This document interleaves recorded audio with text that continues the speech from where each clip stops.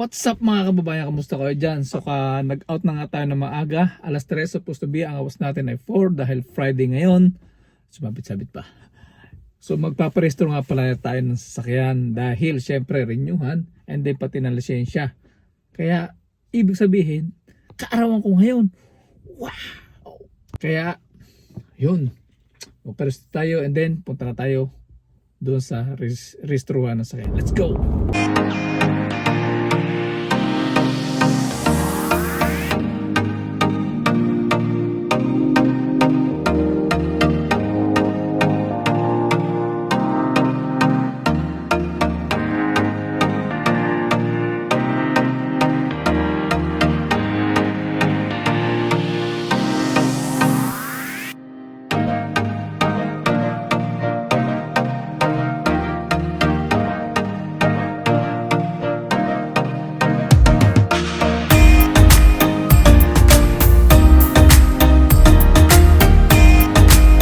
So yun mga kababayan, nandito na nga tayo sa Access PI kung saan nga pala dito nagpaparehistro ng sakyan, kukuha ng lisensya at saka kung ano pa ba ang dito, nakalimutan ko na rin.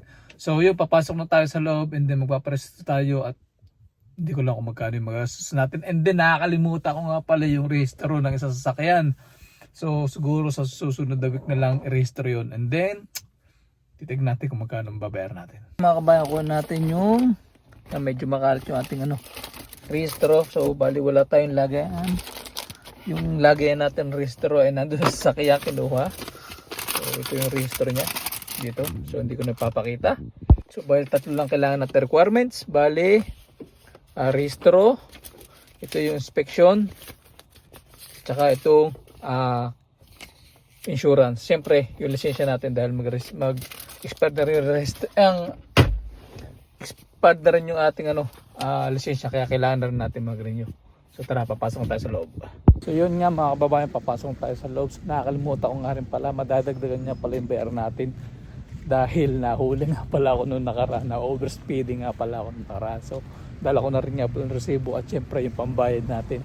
So medyo malaki-laki tingin ko yung babayar natin ngayong araw.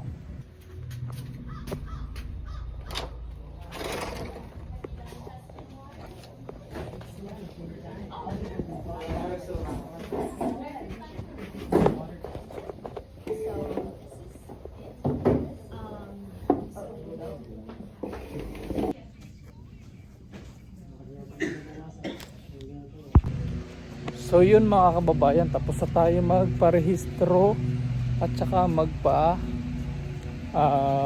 renew ng lisensya.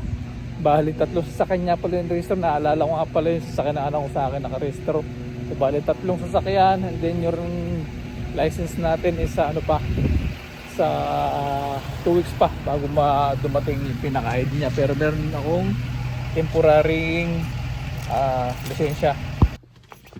So bali hindi nga rin pala tayo nakapagbayad dun sa natin sa huli kasi ibang pala yun, iba yung babayaran. Wala daw sila dito, hindi ko alam kung bakit. And then alam niyo ba kung magkano pagbayaran natin sa license na renewal, sa rehistro sa tatlong sasakyan ay 360. So tatlo yun. So wala pa yung huli dito, almost nasa kulang 500, ganun siguro. So wala, ganun talaga. Kailangan natin mag-renew, kailangan natin rin magbayad, doon dapat bayaran. So yun lang at uuwi na tayo at marami pa rin tayong gagawin sa bahay. So yun lang mga kabayan, ingat lagi lang sa ating mga FW. Salute.